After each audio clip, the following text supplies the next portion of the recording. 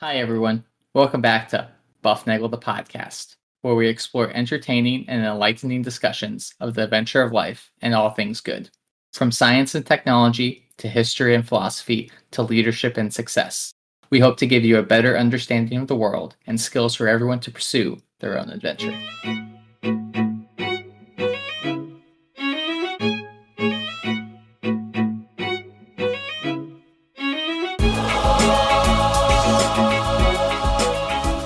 Hi, everybody.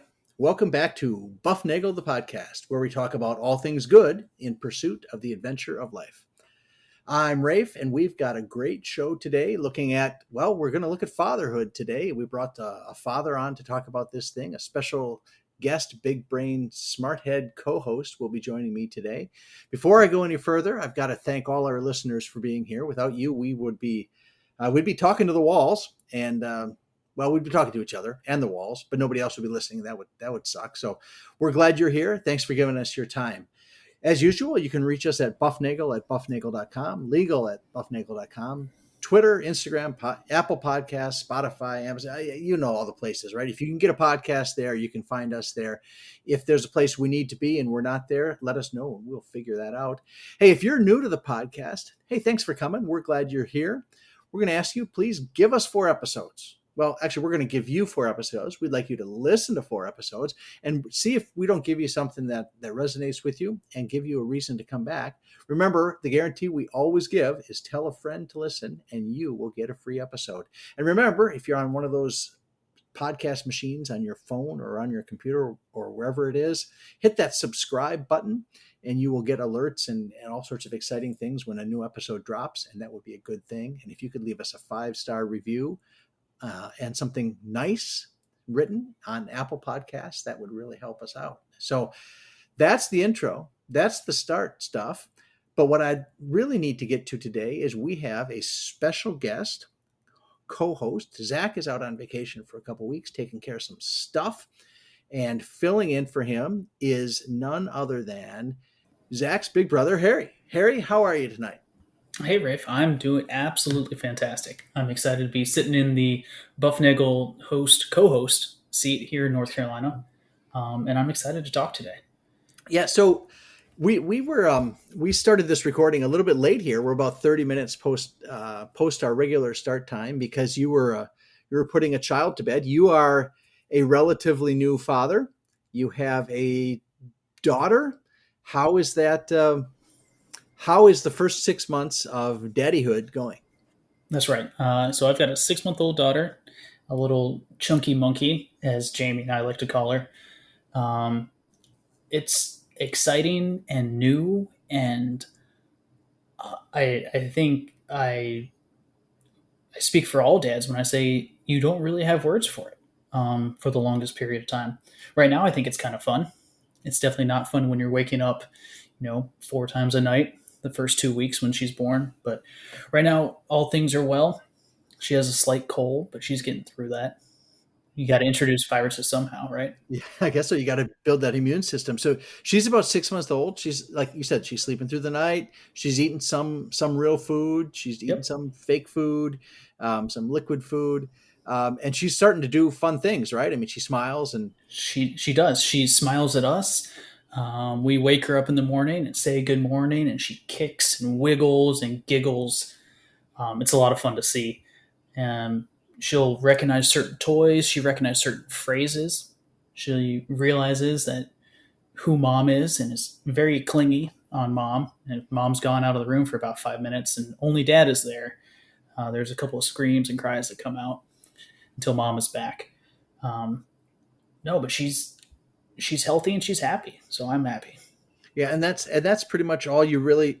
They ask you that, and that feels like a cliche, right? They would say, "What are you hoping for, a boy or a girl?" And you're always like, you say, "I just want him healthy," and I gotta believe that those parents who carry a special burden of having a child that has some kind of need that the rest of the parents don't, it is a difficult it's a difficult journey, a difficult challenge for them. But so far things are good with your little chunky monkey, and she's doing what she should be doing.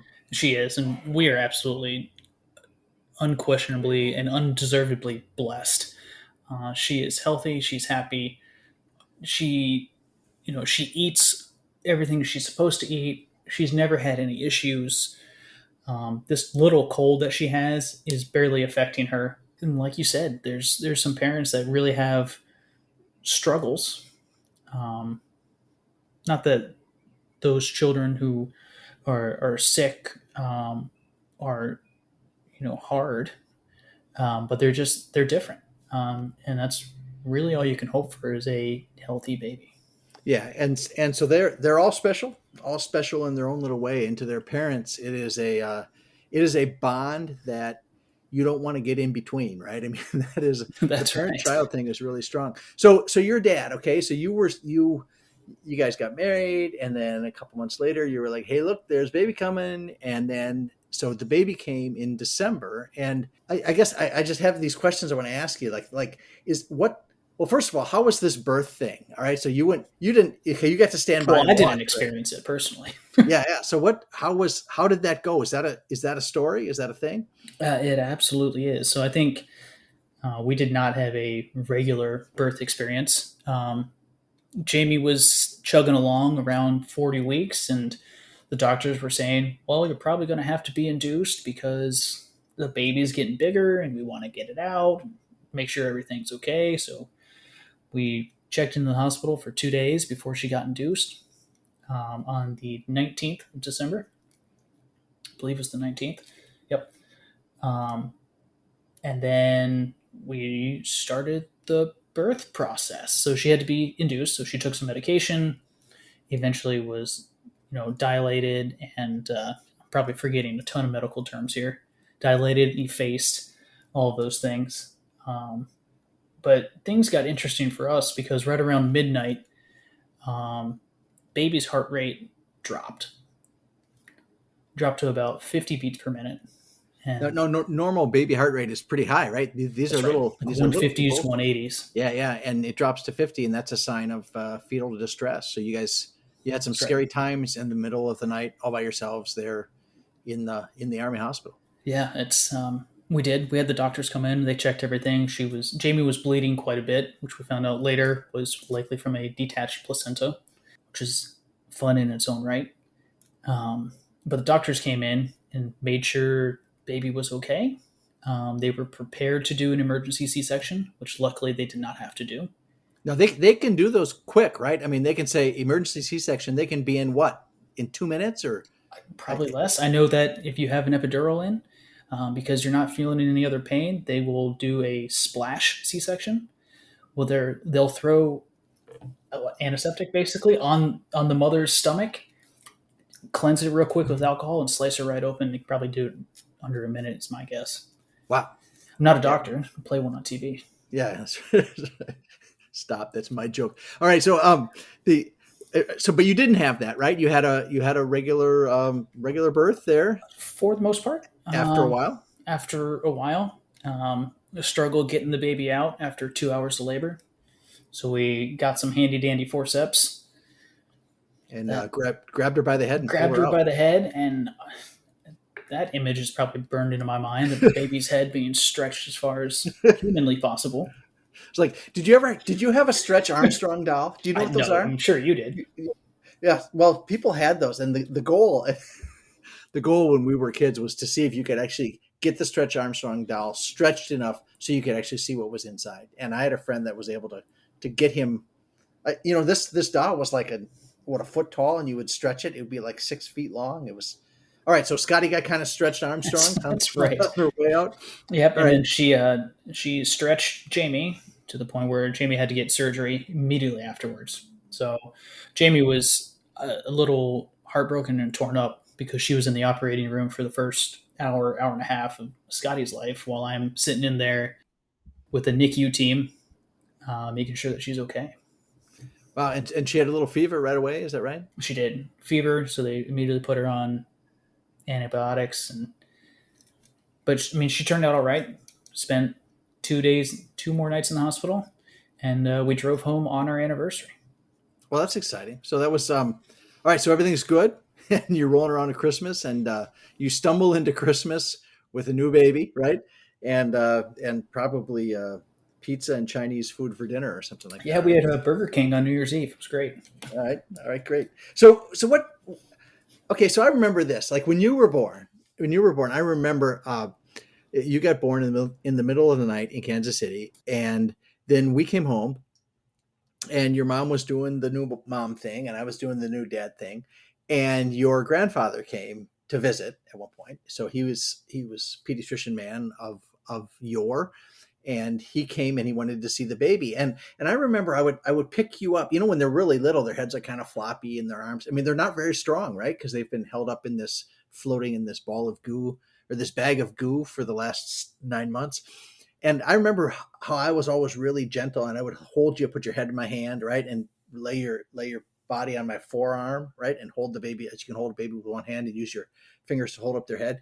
And I remember being very cautious and gentle with you, and I handed you to my dad, who's this pediatrician, this old guy, and he picks you up and he holds you up in the air and swings you around and flips you over on your back. And I remember thinking, oh my God, you're going to break this baby. And he it is amazingly these kids are amazingly not as fragile as they initially appear. I mean, there are some fragile spots. There's Rather obviously durable.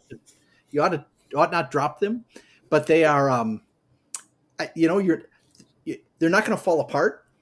They're not going to crack like china, and there's an amazing lack of, I guess I called it fragility, and I guess that surprised me. That was the first thing that surprised me about the baby. Is like, this isn't a porcelain doll. You can handle this like a human being.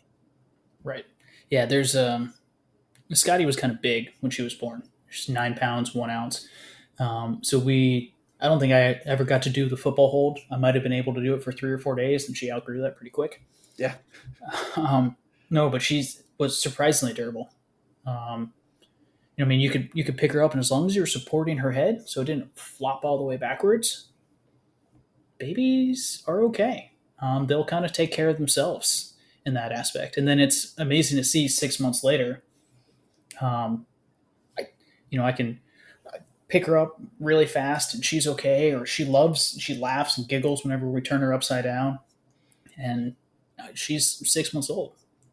Yeah. So people always say, Olivia would ask this. So what was your feeling when you first saw your baby? What was your thought? Because she asked me that one time. She said, what did you think when you first saw your kid? And I was like, well, when you go out to and you're walking in the woods and you're walking along the creek, and there's you're doing a nature explore kind of thing. And you turn over a rock, and underneath the rock, there's a salamander, and you're like, wow, look, a salamander.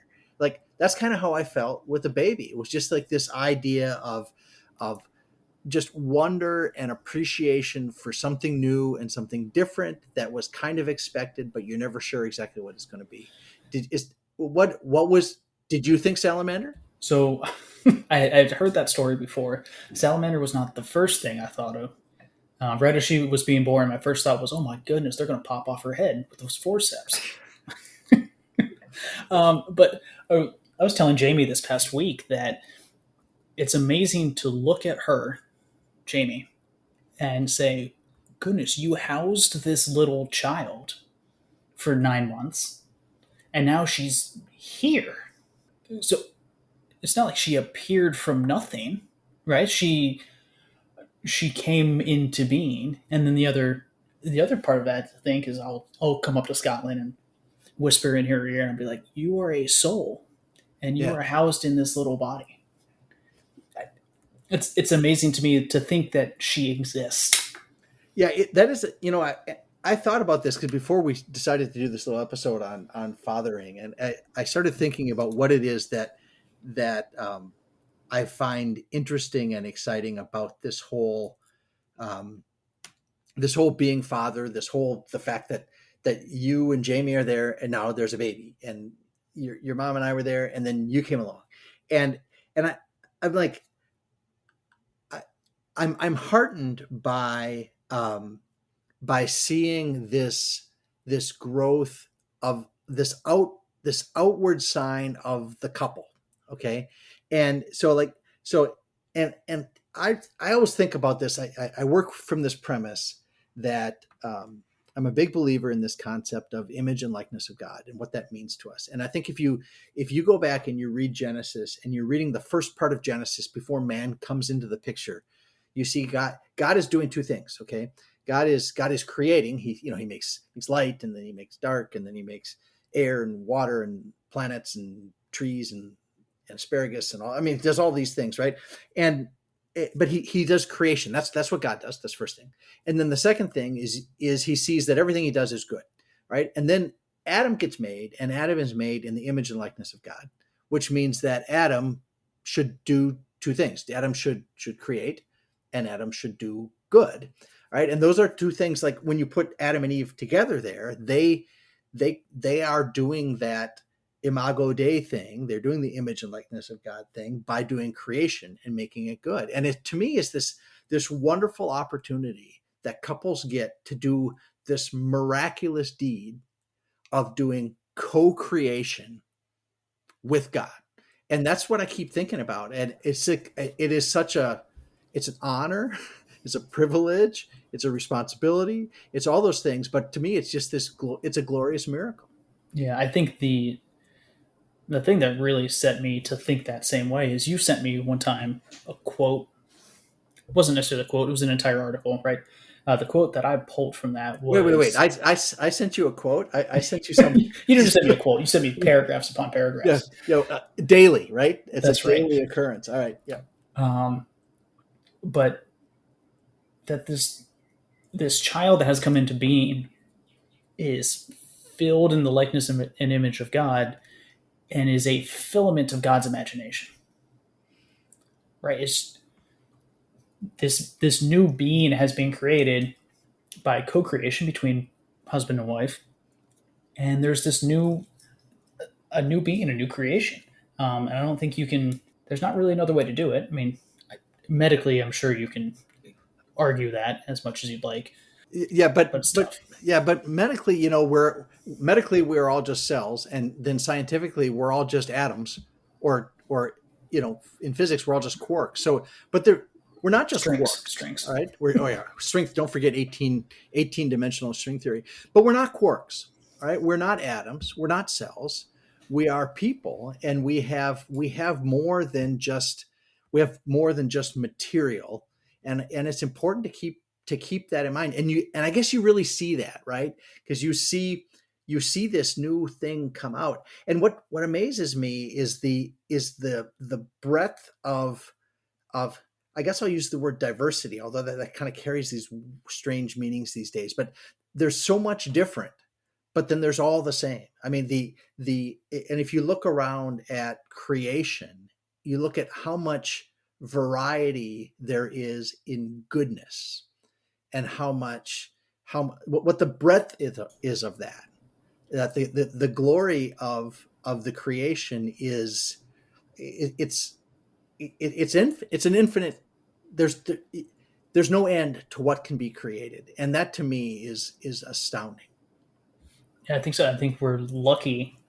We're lucky to be fathers and see creation, right? And I think that's an additional thing that we get to see as fathers and parents is there's this premise, and not necessarily premise, but there's this idea that I see among a lot of new parents that are my age of, oh my goodness, I don't want my child to grow up.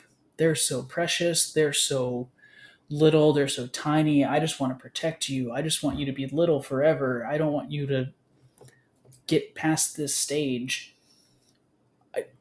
No, completely the opposite. I will cherish the moment that I'm in. I will remember the moments that have already come before, and I look forward to the moments that are to come. Right? I shouldn't be thinking to myself, oh my goodness, Scotland was so cute when she was 1 month old, and now she's 6 months old. Where has the time gone? Nope. There's new opportunities at 6 months old.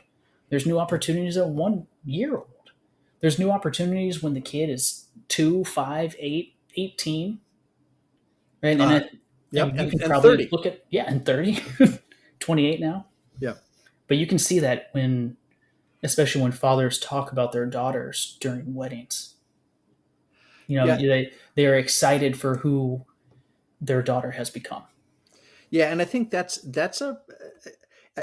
is it's a difficult thing. It's one of those what do they call it? Bittersweet, where what is that? Pain alloyed with pleasure. It's happiness and discomfort at the same. You can't break them apart. They're alloyed, and I do remember that both at your wedding and Olivia's wedding. This feeling that um, there's, and it's not lament, but it's appreciation for what was in the past, and you're like, well, that was, and there will be in the future, there will be more good. And if Olivia were still so you have a daughter and I have a daughter, right? Mm-hmm. If Olivia were still 6 months old, that would be great, but it'd be a little bit like, is this it?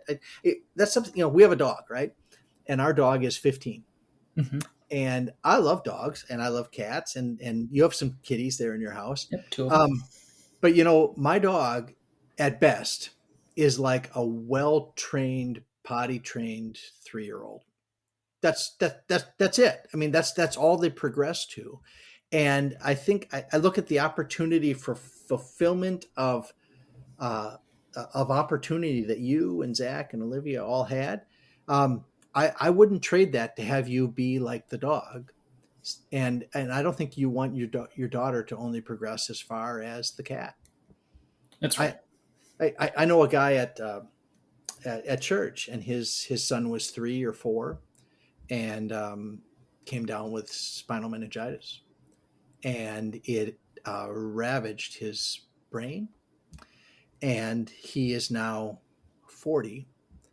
He's a 3-year-old boy in a 40-year-old body, and Right. it is a heartbreaking thing every day. The father and the mother take, that you see you see the real love there. You see parental love, you see agape, you see, I give myself to you, in these parents taking care of the son. And it is, uh, I'm sure they I don't want to say they would give anything, but they would have preferred their son to grow up and achieve all that he could achieve, and that was robbed of them. So um Plus, what we're called to do as parents is yep. is agape, right? So we started the podcast 30 minutes late because I was taking care of the kid, and that's got to come first.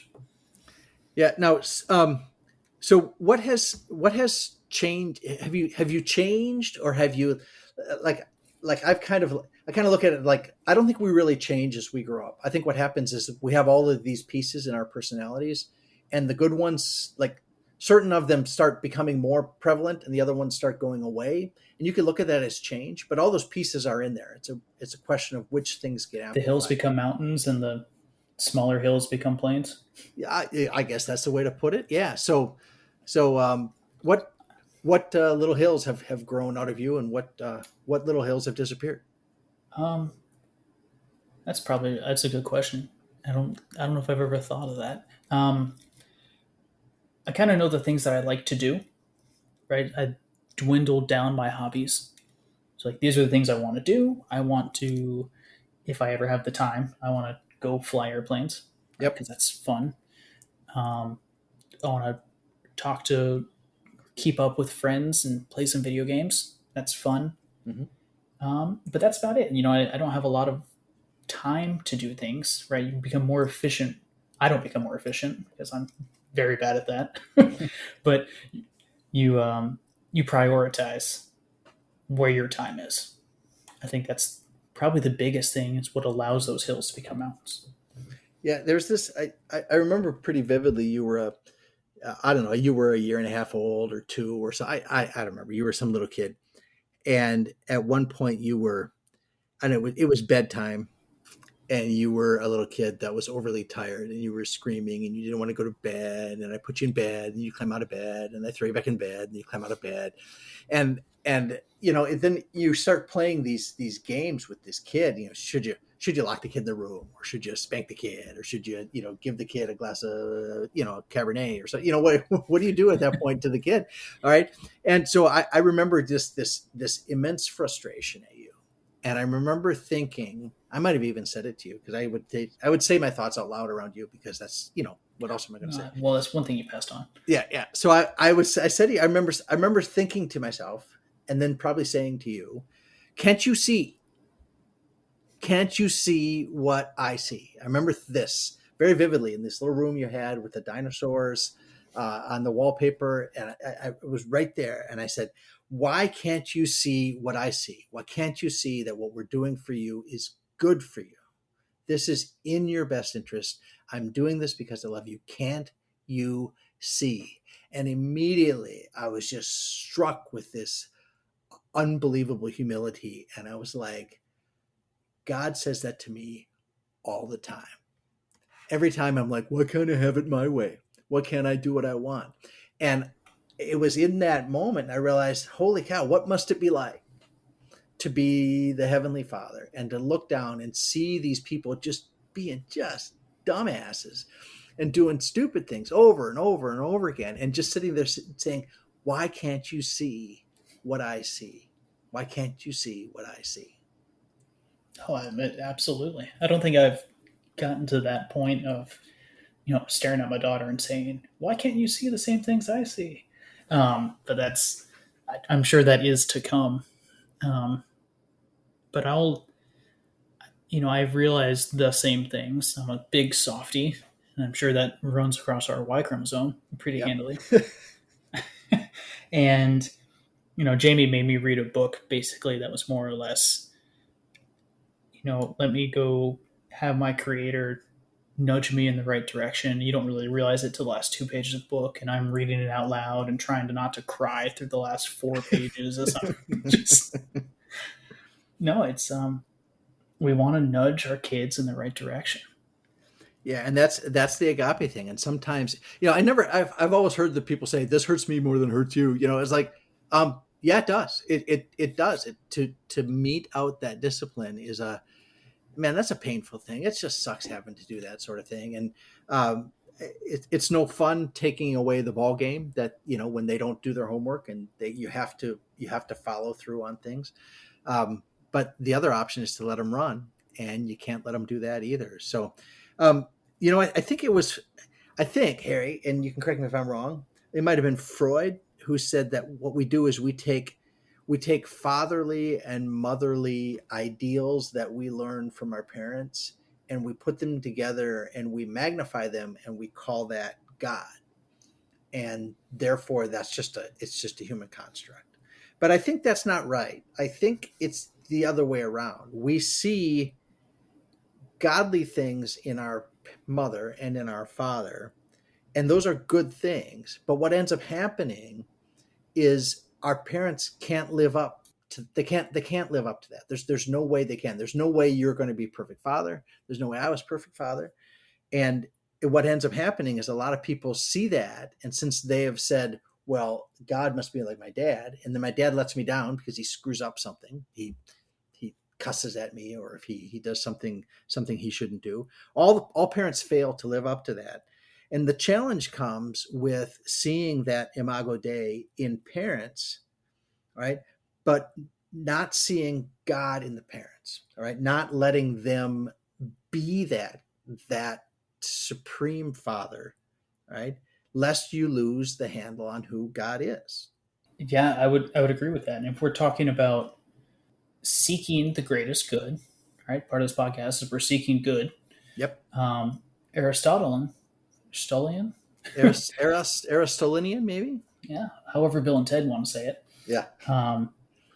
says that the greatest good must be God. There must be a greatest good, which is likely a supreme being, right? So if we're trying to imitate what is good, we should recognize that our parents are trying to imitate what is good and see God through our parents. Yeah, and that's something my father told me. He said that part of your job as father is to provide the first example of God to your children. Now, obviously, he's not saying you are that, but you need to provide that example so that when they see that, they can extrapolate from that and see what the good is going to be. And that is a hard thing to do. That is, That's not easy. yeah. Talk about it is the most rewarding and the most humbling experience to be your kid's father. But you got to always shoot for being the good example. So as far as so how has this changed? Has being a parent changed the way you see your spouse? Has it changed Jamie in your eyes? How is she as a mother compared to how she was just as a wife?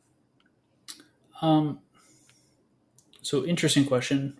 Partly because we only had 2 months of Jamie as wife, right? So 2 months later she was pregnant, and 9 months later we had a kid. So there wasn't a lot of Jamie the wife. There was more of Jamie the mother. Um, it has confirmed my belief that she was going to be a good mother, right? So like you want to marry someone that is going to raise your kids and look at them through the eyes of God, right? And she does that. She is not a good mother. She's a great mother. Yeah, it is remarkable to see. I mean, I don't like I did not know her as long as you did, obviously, but I got to know her pretty early when you guys started going out. And she was always, she has done some wonderful things and really helped. I don't want to say helped straighten you out because it wasn't like you were on a crooked path, but she has been substantially. She's been highly beneficial for you. All right, and that has been a wonderful thing to see. She very complimentary to you, and in both sense, the compliment with the I and with the E. All right, she both completes you and is speaks very positive of you, and she is so good with that baby. You can see that she is fully committed with you to the best interest of that child. It's interesting because there are a lot of wives out there that become mothers, and you can be good mother and a good father in lots of different ways. I mean, there's a zillion ways to do it right, and yeah, and there's just a few ways to do it wrong. And I think if you avoid those, you're all right. I guess I'm reminded of, I don't know, was it C.S. Lewis or Tolkien or maybe like the guy down at the bar? I don't know. Somebody told me that there's this. If you look at Somebody this, told you Lewis and Tolkien were sitting with you at the bar. yes. So yeah, so Lewis, Tolkien, and I are sitting at the bar. All right. So there's the statement is that the saints are, as like I said before, there's such a spectrum of all the different ways to be gloriously good, but all the tyrants are the same. All right. Yes, I And think that was Lewis. yeah, yeah. So, and I look at the mothers out there. I look at the mothers particularly, but I think if I think about it more, I see it with the fathers too. There are so many ways that good fathers are good fathers, and there's so many ways that good mothers are good mothers. That it's just I that's a wonderful thing to see, and it's nice to see both you and Jamie doing well in that role. No, absolutely. I appreciate the compliments. I do think Jamie does a great job of complimenting me for Parenthood. I tell most people that it's mostly her and like 5 or 10% me because sometimes I help out at bath time, right? But throughout Well, the day, it's mostly her. yeah, well, but you have different roles, right? I mean, it's not like you're sitting back and sucking a martini while she's carrying the baby on one hip and running a vacuum cleaner on the other. You're doing your job. You're keeping the roof over the head, and her keeping the home is a way to demonstrate love, Right. and that is a really, I mean, that's a really valuable thing, and a lot of men crave that kind of thing, and a lot of women crave it the other way. Now, granted, it can go the other. It can. There's a lot of ways to do it right, very few ways to do it wrong. But it's wonderful to see you and Jamie in that environment. So you have a little Scotty, Hmm. and she's in bed and she's 6 months. So with your Army career now, you got some things coming up, and then like what's the future look like for the last half of 2021 and into 2022, and Oh man, what's happening? what's happening? As in, like, what's the future, or like how has this changed things, or Yeah, whatever. Just answer the question. sure. So interestingly enough, I wanted to get out of the army as soon as we pretty much knew about Scotland. Did you? Yep. I didn't know if I wanted to miss majority portions of her life doing deployments and such, because that will happen. Yep. Um, but I realized like I can do this for a while. I can, you know, commit a good career to the Army, however long that may be. But for the time being, that looks like the next 6 months I'll be starting up my actual job as a civil affairs officer, whether that's on a four-man team, if that's doing some kind of staff work. I'll find out here probably within the next 2 or 3 weeks. That'll be exciting. Beyond that, I would love to go back to West Point and teach. I think That'll be that'd fun. be Yep. a wonderful opportunity, and especially a really good time to raise kids. Right, it's a good place to raise kids, from what I've heard. But beyond that, no major plans. Just chugging away every single day. Now you're going to be an uncle coming up here in September. That's right. Scotland will be a cousin. Yeah. And Jamie will be an auntie. Yes. And Zach will be an uncle again.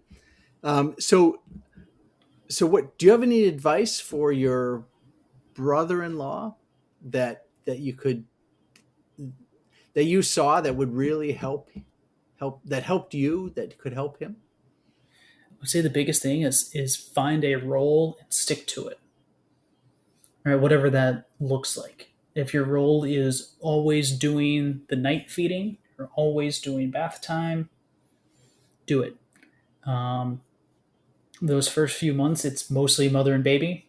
If you didn't exist, life would pretty much go on for the kid, right? Because mom's either breastfeeding or actually feeding or spending time while you're at work. It's all going to be more or less the same. So find something that you can do to kind of give mom some time off, take some time off her hands. But it that gives her an opportunity to decompress just a little bit, but it also gives you a little bit, what do they call it, bonding time, right? Right. And so you do bath time. For the most part, I do bath time. Tonight I did not do bath time because I prepped for this. Oh wow! Sorry, Jamie's better at cooking dinner than I am, so I did feeding time while Jamie cooked dinner real quick. Yep. But another question for you then would be: is being a grandfather significantly different than being a father?